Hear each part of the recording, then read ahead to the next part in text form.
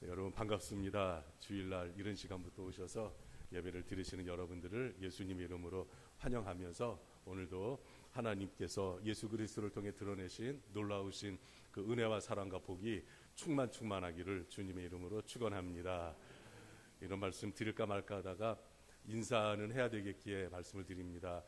지난 3개월 동안 은광교회에서 설교 목사로서 이렇게 섬길 수 있게 돼서 얼마나 감사했는지 모릅니다. 이제 후보 목사님들도 정해지셨고 또 이제 부목사님도 오시고 또 그런 여러 과정 중에서 제가 오늘 이제 설교를 하게 되는데 오늘 또 이렇게 좀 2부 예배에 오시는 분들 중에도 오신 분들도 계시는데 감사합니다. 특별히 우리 원로 장로님 이렇게 아주 일찍 오셨는데 감사하고 또 우리 찬양대원들 일찍부터 나오셔서 늘 찬양해 아름다운 찬양 드려주셔서 감사하고 우리 반주자 집사님도 감사하고 또 이렇게 늘 보면 말없이 저 자리 지키시면서 예배 드리시는 우리 이름은 제가 모르지만 우리 권사님들 우리 집사님들 정말 우리 형제 자매님들 정말 고맙습니다.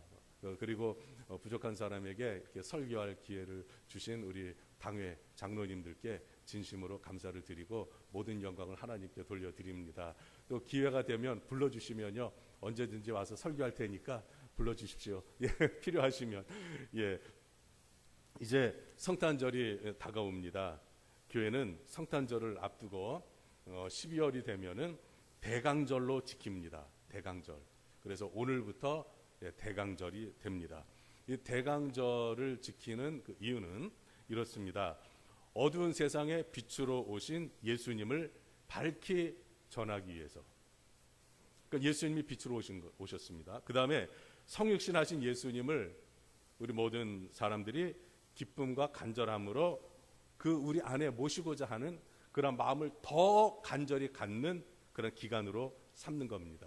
다른 때도 늘 예수님을 모시고 살지만 좀 더 예수님을 깊이 생각하는 계기가 되죠. 그리고 이제 또 중요한 것이 있습니다. 대강절이니까 오실 예수님을 생각하며 참회하고 자기 자신의 죄를 좀 한번 돌아보고 그리고 하나님께도 순종하고자 하는 그런 자기 돌봄의 시간을 갖습니다. 그리고 마지막으로 이 대강절의 가장 중요한 것은 뭐냐면 다시 오실 예수님, 그 예수님을 기다리며 준비하는 데 있습니다. 예수님이 이미 초림을 하셨잖아요. 하셨다가 승천하셨잖아요. 이제 다시 오실 분입니다. 초림을 기다렸던 구약시대의 사람들과 같이 이제 우리는 다시 오실 예수님을 기다리며 준비를 합니다. 이렇게 성탄절은 참 의미가 깊고 그리고 우리에게 기쁨을 주는 아주 좋은 절기가 되겠습니다. 그러므로 성탄절을 맞이하는 성도는 예수님의 탄생을 축하하면서 기쁨을 누려야 됩니다. 성탄절은 기쁜 날이에요. 기쁨을 누리면서 또 우리가 빠뜨리지 않아야 할 것은 어떤 행사 위주로 우리가 그저 기쁨으로 세상적인 방식으로 뭔가 좀 시간을 흥겹게 보내려고 하는 것도 주로만 끝이지 말고 예수님을 더 깊이 묵상하고 예수님과 더욱더 친밀해지는 이게 중요한 거예요. 성탄절을 통해서 다시 오실 예수님을 고대하면서 이미 오셨던 예수님을 더 생각하며 예수님과 더 가까워지고 친밀해지는 이러한 계기로 삼아야 한다는 겁니다. 한마디로 말하면 믿음의 깊이를 좀 더 깊게 하자. 믿음의 뿌리를 좀 더 내리는 계기로 삼자는 겁니다. 여러분 친밀함은 어떤 때 주어질까요? 그것은 동행해서 제가 말씀을 드렸습니다마는 마음을 같이 할 때, 같은 마음을 가질 때 친밀감이 주어져요. 여러분 마음이 안 맞는데 뜻이 맞지 않는데 어떻게 친합니까? 그럴 수 없어요. 마음이 맞아야 친해지는 거예요. 여러분 예수님과 우리가 가깝다. 예수님과 우리가 친밀하다. 예수님과 우리가 사귐이 있다. 그것을 무엇으로 알 수 있느냐 하면은 우리의 마음으로 알 수 있는 거예요. 우리의 마음이 예수님의 마음과 일치가 되는가? 적어도 예수님의 마음을 따르려고 하고 있는가? 거기에 달려 있습니다. 그래서 빌립보서 2장 5절 오늘 말씀 한번 같이 읽겠습니다. 빌립보서 2장 5절 다 같이 시작. 너희 안에 이 마음을 품으라 곧 그리스도 예수의 마음이니. 자, 이 앞부분은 일단 뒤에 설명을 하도록 할 거고요. 먼저 5절부터 설명을 드리겠습니다. 여기서 이렇게 말씀하죠. 너희 안에 이 마음을 품으라. 곧 그리스도 예수의 마음이니. 우리 성도들이 예수님과 친밀해지려면 예수님의 마음을 품어야 한다는 겁니다. 예수님의 마음을. 그러면 예수님의 마음을 알려면 우선 예수님이 어떤 분인지를 알아야 되겠죠. 그래서 빌립보서 2장, 조금 전에 읽은 6장 2장 6절을 보면요, 그는 근본 하나님의 본체시나 이렇게 나옵니다. 자, 여기 보세요. 근본 하나님의 본체시다. 여기서 이 본체라고 하는 말은요, 하나님과 똑같은 분이라는 거예요. 그러니까 예수님의 신적 권위를 표현하는 것이 바로 예수님은 근본 하나님의 본체시다. 이렇게 말씀을 하고 있습니다. 그러니까 예수님은 하나님이시고 가장 높으신 분이십니다. 그런데 이 예수님이 6절 하반부부터 보겠습니다. 자, 6절 같이 한번 읽죠. 시작. 그는 근본 하나님의 본체시나 하나님과 동등됨을 취할 것으로 여기지 아니하시고. 자, 여기 보면 예수님은 하나님과 동등됨을 취할 것으로 여기지 아니하셨다. 예수님과 하나님과 동등한 분이신데 그걸 스스로 포기하셨다는 거예요. 그리고 두 번째 7절을 보십시오. 7절 다 같이 시작. 오히려 자기를 비워 종의 형체를 가지사 사람들과 같이 되셨고. 자, 오히려 자기를 비웠다 이렇게 말합니다. 그리고 8절을 보십시오. 다 같이 시작. 사람의 모양으로 나타나사 자기를 낮추시고 죽기까지 복종하셨으니 곧 십자가에 죽으심이라. 자, 여기 6절과 7절과 8절 이 세 절을 보면은 이렇게 정리가 됩니다. 예수님의 모습은 자기를 비우셨다는 거예요. 자기를 비우셔서 사람과 같이 되셨다. 그리고 두 번째는 자기를 낮추셨다. 낮추셔서 십자가에서 죽기까지 복종하셨다. 그러니까 여기에서 이것을 보십시오. 예수님은 죄인들을 구원하시기 위해 하나님과 동등한 분이십니다. 여기서 동등하다는 것은 무슨 말이냐 하면은 지위와 권세와 영광이 똑같다는 거예요. 그러니까 예수님은 하나님과 같은 지위, 예수님은 하나님과 같은 영광, 예수님은 하나님과 똑같은 권세를 가지고 계시다는 겁니다.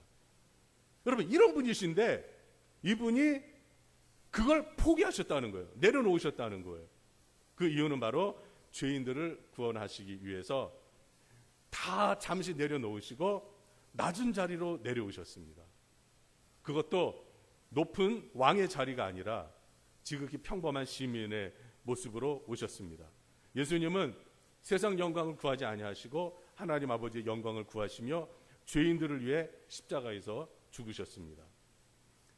바로 이 예수님, 이렇게 하신 예수님의 마음을 우리가 품으라는 거예요.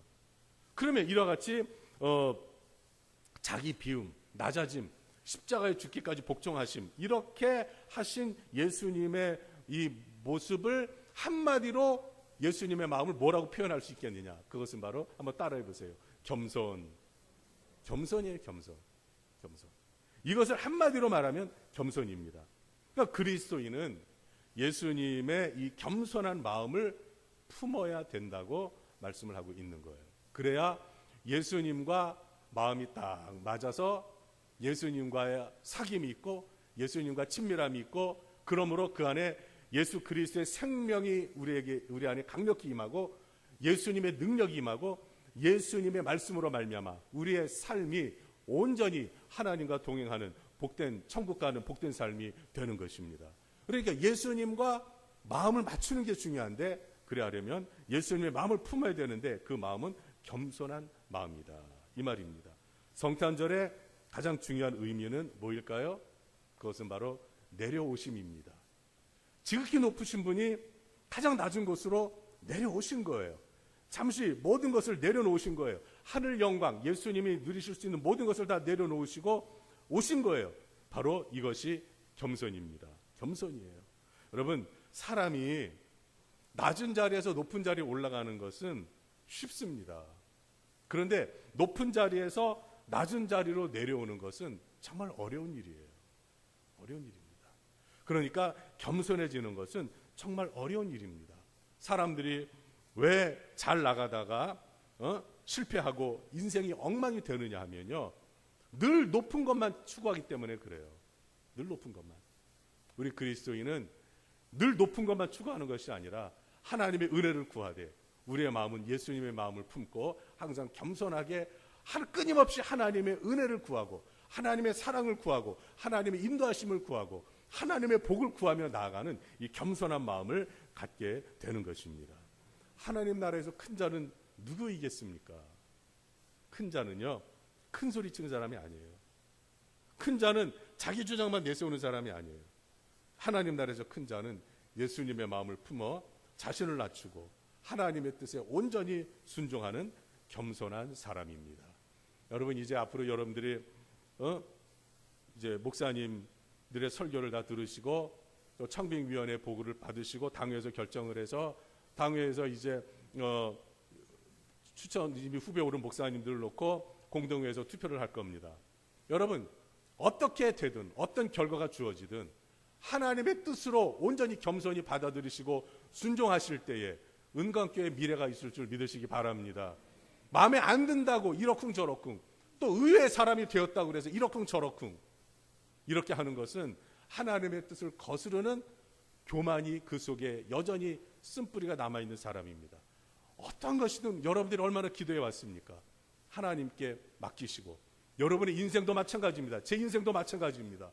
이제까지 어떤 삶을 살았듯이 어떤 우여곡절이 있었든지 하나님께 맡기고 겸손히 하나님만 높아지시기를 원합니다 하면서 예수님의 마음을 품고 나아갈 때 우리의 삶을 하나님께서 빛나게 하시고 존귀하게 하실 것입니다. 여러분, 겸손이란 무엇입니까? 겸손이란 오늘 본문에 의하면 자신을 낮추고 기득권을 포기하는 거예요. 여러분, 여기서 이 기득권이라는 말이 대단히 중요합니다.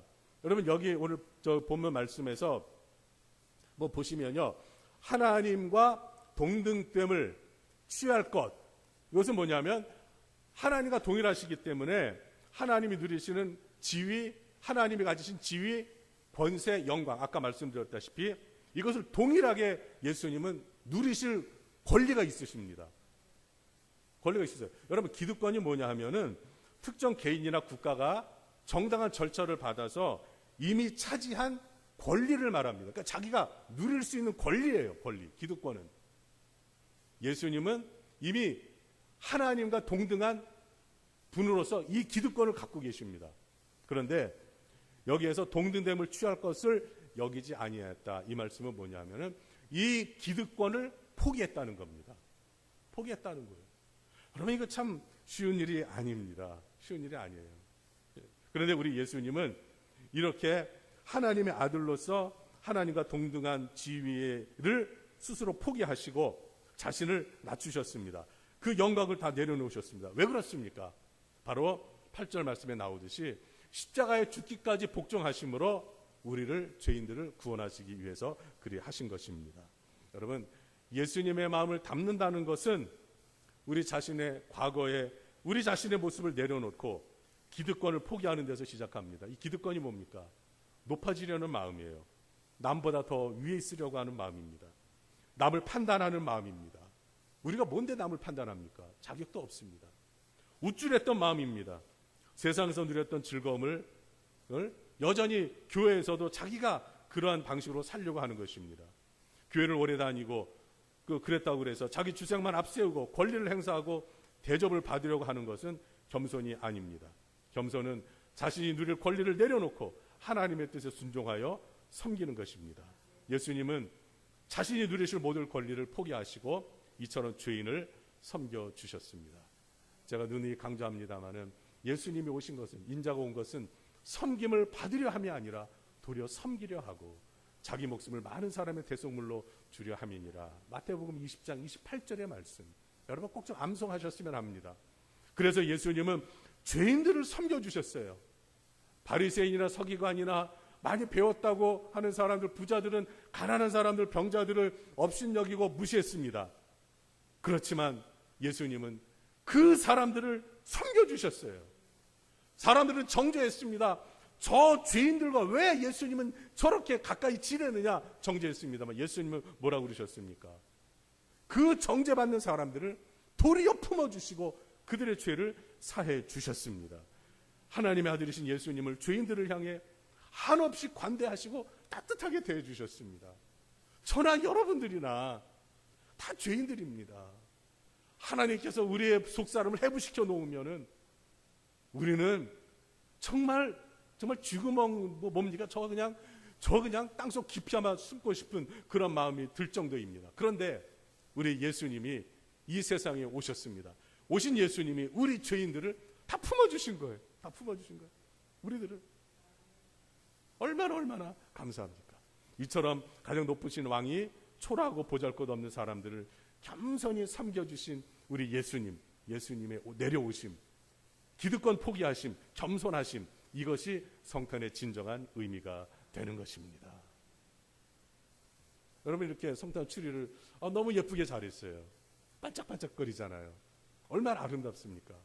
바로 우리들이 예수님의 마음을 품으면 우리가 빛으로 오신 예수님, 어둠을 밝히러 오신 예수님처럼 우리도 이 빛을, 우리가 안에 있는 예수 그리스도의 이 생명의 빛을 다른 사람들에게 반짝반짝 비추게 되는 거예요. 이것이 성탄의 의미입니다. 자, 예수님께서 이렇게 가장 낮은 인간의 위치로, 즉 이것을 좀 어려운 말로 자기 비하라고 그래요. 비하, 디센던트, 비하. 그런데 예수님이 이제 인간 구원의 역사를 온전히 이루신 후에 다시 신적인 본래 위치로 돌아가셨습니다. 하늘보좌 우편에 다시 앉으셨잖아요. 이것을 승귀라고 합니다. 영어로는 어센던트인데 이것은 올라가심이에요. 디센던트는 내려오심이라면 어센던트는 올라가심이에요. 그러니까 그 하늘 영광을 본래 위치에서 내려오셨지만 다시 예수님은 그 자리로 올라가신 거예요. 이것을 승귀라고 하는데, 이 승귀는 예수님의 부활과 승천, 그리고 하나님의 보좌의 우편에 앉으심과 재림을 말합니다. 그래서 여러분 2장 9절부터 11절을 보십시오. 한번 우리 같이 읽겠습니다.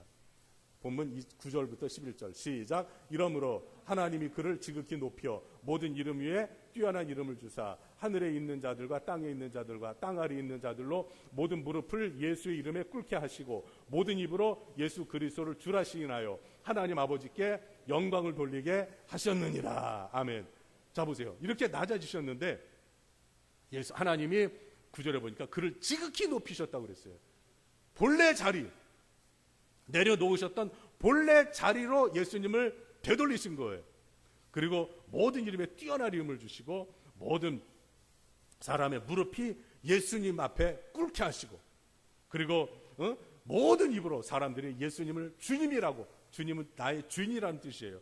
주인으로 시인을 한다는 거예요. 그래서 하나님이 영광을 받으신다는 겁니다. 그러니까 하나님은 예수님을 통해 한없는 영광을 받으신 거예요.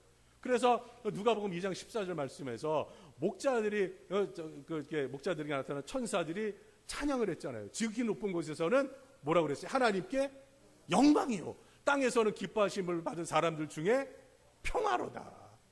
예수님이 오심으로 말미암아 하나님이 영광을 받으시고 예수님이 높아지심으로 하나님이 영광을 받으시는 거예요. 이 예수님을 믿는 사람들에게 그 하늘의 거룩한 평화가 우리에게 임해서 죄악된 이 세상에서 사는 우리들을 하나님께서 영화롭게 하시고 우리를 영생에 이르도록 평강으로 인도하여 주십니다. 바로 예수님은 이렇게 내려오심과 높아지심, 비하와 승귀, 이 두 가지를 통해서 하나님께 영광을 돌리시고 우리 죄인들을 섬겨주셔서 구원해 주셨다는 겁니다. 자, 그러면 이렇게 예수님은 겸손하신 분인데, 이러한 예수님의 겸손한 마음을 가진 공동체로서의 교회와 성도는 어떤 모습을 갖춰야 되겠느냐, 그 말씀이 1절부터 4절에 나오는 말씀이에요. 1절부터 4절. 첫 번째로 마음을 높은 데 두지 않습니다. 자, 1절을 읽겠습니다. 시작. 그러므로 그리스도 안에 무슨 권면이나 사랑의 무슨 위로나 성령의 무슨 교제나 긍휼이나 자비가 있거든. 자, 여기 보면은 마음을 높은 데 두지 않는다라는 말은 없지만 이것을 풀이하면 이 말이 되는 거예요. 여러분, 성도들의 공동체인 교회는 예배를 드리는 것이 가장 중요한 사명입니다. 그리고 성도들 간에 권면도 하고 위로도 하고 교제도 하고 긍휼과 자비가 있는 이러한 모습을 보여야 됩니다. 그런데 조심해야 될 게 있어요.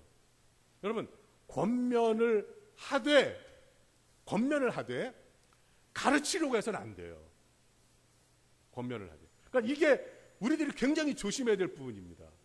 우리들은 권면하면서 가르치려고 그래요. 너 이렇게 해라, 저렇게 해라. 아픈 사람한테 병들어서 몸이 아파가지고 수술해서 병원에 입원을 했어요. 입원을 했으면요, 가서 정말 따뜻하게 권면해주고 위로해주고 해야 되는데 그 자리에서 설교를 해요. 도대체 어떻게 살았길래 그래? 믿음 생활 좀 진작에 잘하지. 여러분, 아파서 끙끙거리는 사람 앞에 할 소리입니까? 우리가 흔히 이러한 교만한 마음을 가질 수가 있다는 거예요. 여러분, 권면을 하되 가르치려고 하지 마십시오. 그리고 위로를 하되 정죄하거나 판단하지 마십시오.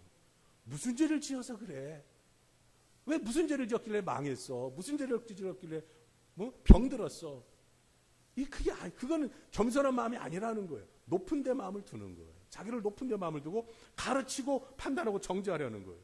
여러분, 교제를 하되, 성도들끼리 교제를 하되 학벌이나 재산이나 사회적 지위 등에 대한 우월감을 갖지 말라는 거예요. 그런 우월감이 있으면 교제할 때 상하관계가 돼버려요. 성도는 수평관계입니다. 근데 상하관계로 교제를 하려고 하면 이것은 이미 교만이 그 안에 있는 거예요. 그리고 긍휼이나 자비를 베풀 때 자신의 행위나 공적을 자랑하거나 드러내지 않아야 됩니다.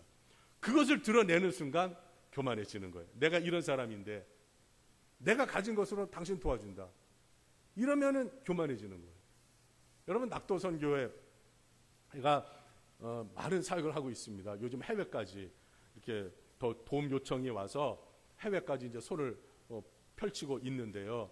그저 낙도선교회 본부에 그저 달라는 것밖에 없어요.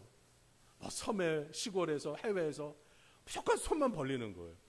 그분들에게는 그것이 필요하니까 그러니까 본부에서는 열심히 도와줍니다. 그리고 1년에 3번 부활절, 또 추석 때, 그리고 성탄절, 이때 쌀을 선목사님들 150교회에 쌀을 보내줍니다. 여러분, 그렇게 하는데요, 너무너무 감사한 게 뭐냐면은 어떻게 방법이 없어요. 이것을 충당할 방법이 없어요.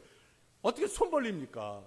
돈 달라 소리가 제일 어려운 소리잖아요. 후원해 달라는 소리 안 합니다, 어떤 때는. 근데 어떤 때는 어떤 사람 만나서 하게 하는 감동을 주는 사람이 있어요. 받아들일 만한 사람에게 말을 합니다. 그런데 웬만해서는 말 안 합니다. 그런데요, 놀라운 것은요, 하나님이 하세요.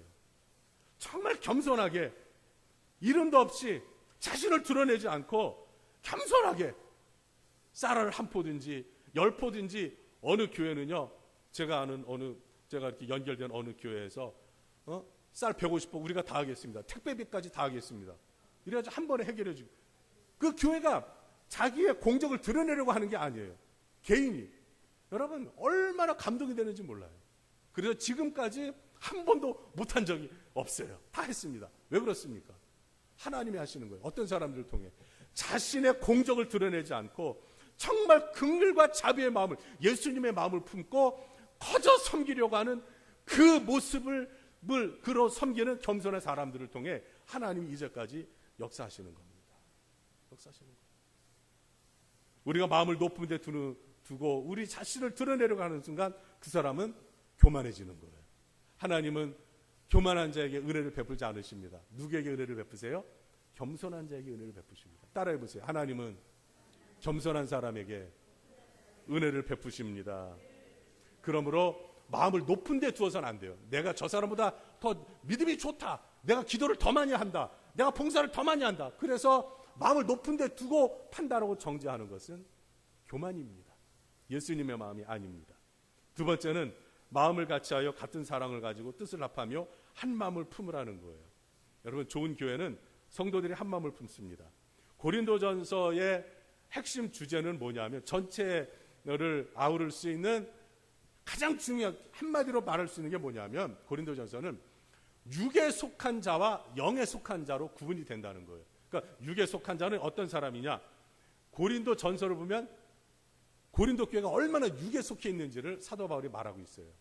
근데 거기에서 육에 속한 사람이 되지 말고 영에 속한 사람이 되라. 자, 육에 속한 사람은 영적으로 미숙한 어린아이입니다.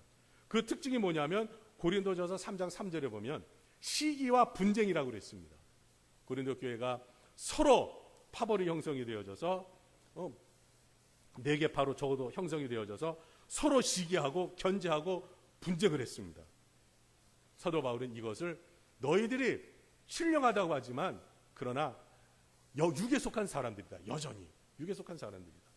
영에 속한 사람들은 그래야지 않는다. 영에 속한 사람들은 서로 겸손히 그리스도의 마음을 가지고 서로 품어주고 사랑하는 사람이다. 이렇게 말하는 거예요. 여러분, 고린도 교회처럼 이파 저파로 갈라져 싸우고 갈등하고 견제하는 것은 바로 교회가 육에 속해 있다는 거예요. 은광교회는 아닌 줄로 믿습니다만 높아심에서 말씀드립니다. 이파 저파 나누지 마시고 예수 그리스도로 말미암아 서로 한 뜻을 가지고 하나님의 뜻을 이루어드리는 이 뜻을 가지고 한 마음이 되어 앞으로 더욱더 하나님께 존귀하게 쓰임받는 은광교회 되기를 주님의 이름으로 축원합니다. 교회의 권위가 세워지고 부흥하는 가장 중요한 요인은 예수님의 이름으로 마음을 같이하여 사랑하고 뜻을 합하여 한 마음을 품는 데 있습니다.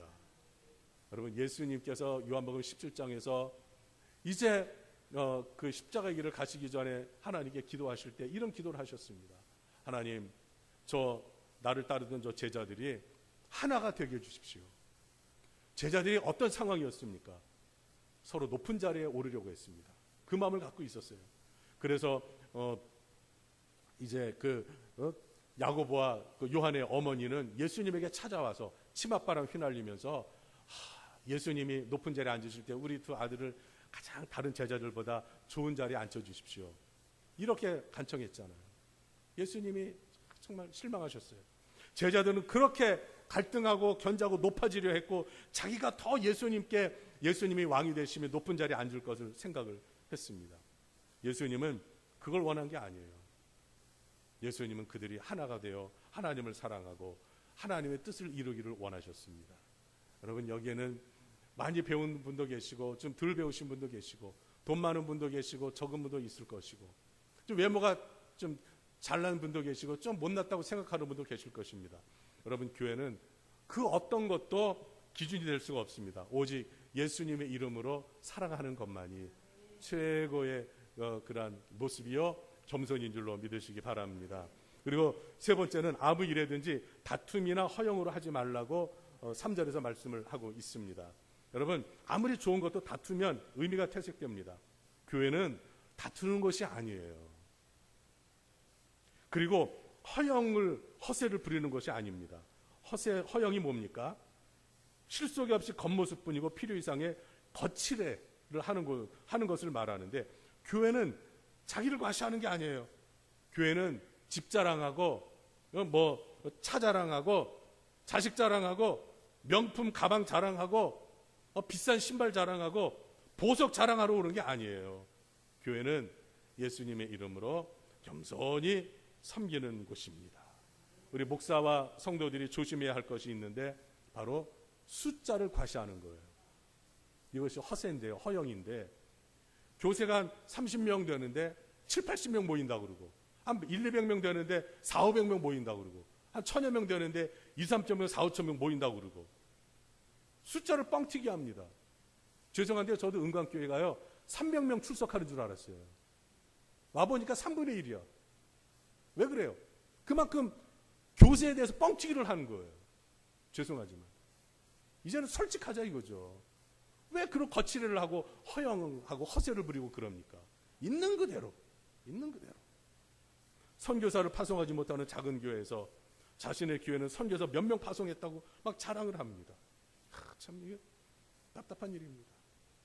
지난 주간에 어느 시골 교회를 방문했습니다. 선교 차원에서, 국내 선교 차원에서 방문을 했는데 하나님이 가게 하신 이유가 있었어요. 이 목사님과 대화를 한참 하다 보니까 나중에 우셔요. 이 목사님이 좀 훌륭하신 분입니다. 다 내려놓고 시골에 9명 모이는 교회를 가셨어요. 지금은 30여 명 모입니다. 그런데 참 열심히 겸손하게 섬기고 계시는데 그만 교인 중에 한 분이 도시에서 큰 교회 다니던 어느 권사님이 한 분 오셨어요. 근데 이분이 참 열심히는 하는데 문제가 뭐냐 하면은 큰 교회에서 하는 일을 안 한다고 목사님한테 계속 컴플레인을 하고 계속 인상 쓰고 아주 불평을 갖는 거예요. 시골 교회는요, 시골 교회로서 해야 될 일이 있고 사실 선교지나 마찬가지예요. 그 할머니들, 할아버지들이 주가 되니까 이분들이 참 헌신하고 싶어도 몸이 안 따라주고 또 농사를 짓다 보니까 시간 낼 틈이 많지가 않습니다. 목사님이 섬겨야 될 일이 많아요.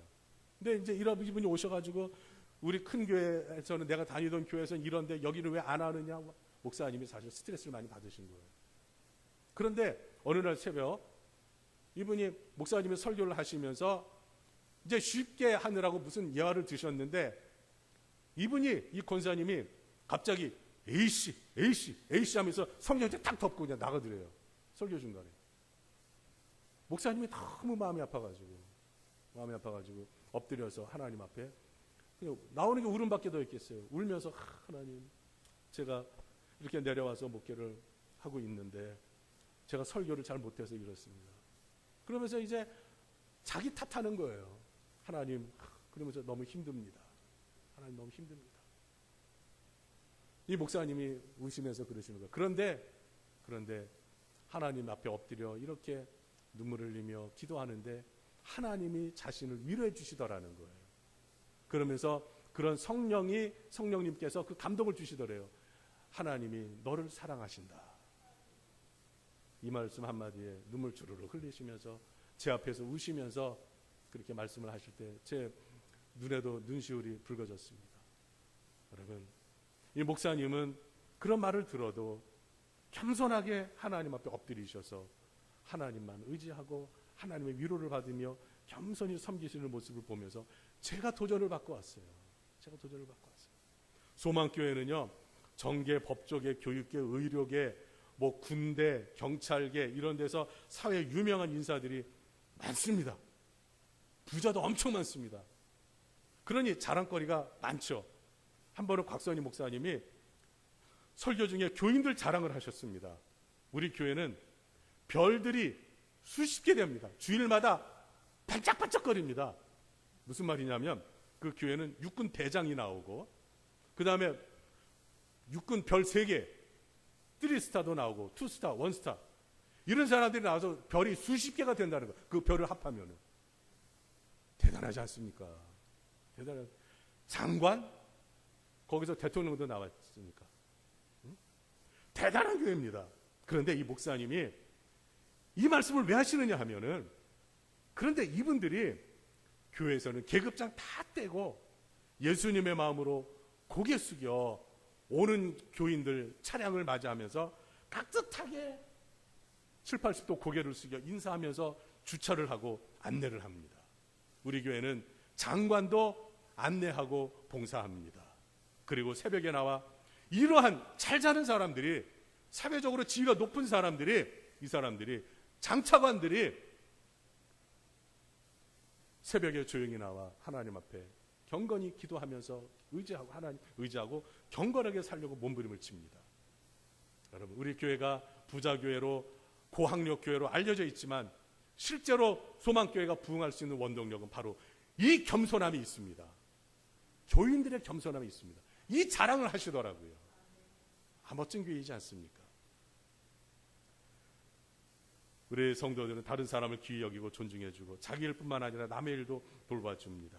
여러분, 우리는요 사랑도 받아야 되지만 사랑 받으려고만 하지 말고 사랑하고, 높아지려고 하지 말고 도리어 낮아지고, 섬김을 받으려 하지 말고 섬기고, 대접만 받으려 하지 말고 대접해주고, 남을 정죄하거나 판단하지 말고, 설령 잘못하고 실수한 것이 있더라도 그래 하지 말고 이해하고 용납하시고, 의로운 척하지 말고 죄인임을 인정하고, 세상의 것 자랑하거나 과시하지 말고 예수님의 십자가를 자랑하시기 바랍니다.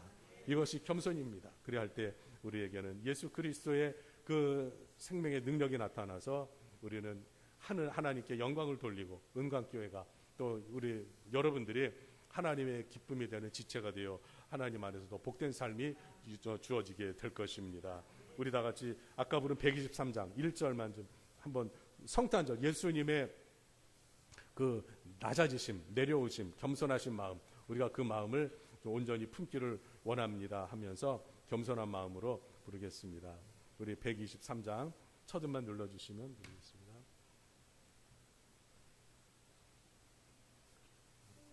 저들 밖에 한밤중에 양틈에 자던 목자들 전사들이 전하여 준하신 소식 들었네. 노엘 노엘 노엘 노엘 이스라엘 왕이 나셨. 이 시간 우리 같이 한번 예수님의 마음을 품게 해달라고 기도하겠습니다.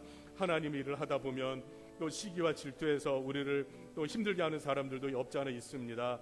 주님의 마음을 품고 하나님을 의지하며 엎드릴 때에 하나님이 역사하시고 해결해 주십니다. 우리 같이 주님의 마음을 갖게 해달라고 우리 같이 합심해서 기도하겠습니다. 아버지 하나님 감사합니다. 우리 예수님은 하늘 영광 보좌를 다 내려놓으시고 이 땅에 내려오셨습니다. 우리 예수님은 그 기득권을 포기하셨습니다. 우리 예수님은 십자가에 죽기까지 우리 하나님 아버지께 복종하셨습니다. 그래야 하셨지만은 우리 하나님께서 예수님을 다시 원래의 자리로 승기시키셨습니다. 그래서 우리 예수님은 내려오셨지만 다시 올라가셔서 하늘의 영광을 다 누리시는 분이십니다. 그 예수님의 마음을 저희가 우리가 품기를 원하나이다. 우리 은광교회가 예수님의 마음을 다 품어서 서로 겸손히 남을 나보다 낮게 여기게 하여 주옵시며 더 존귀히 여기며 서로 겸손한 마음으로 서로를 사랑하며 살게 하여 주시옵소서. 아버지 하나님께서 앞으로의 모든 일들을 주관하실 줄로 믿고 예수님의 이름으로 기도드립니다. 아멘. 하나님 아버지, 성탄절이 다가옵니다.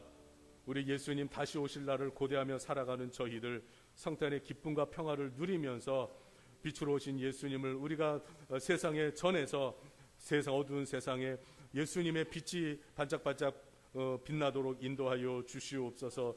저희들이 예수님과 함께 가려면 예수님과 마음이 맞아야 되는데 하나님 아버지, 저희들이 예수님 마음처럼 겸손한 마음을 품게 하여 주옵소서. 예수님의 이름으로 기도드립니다. 아멘.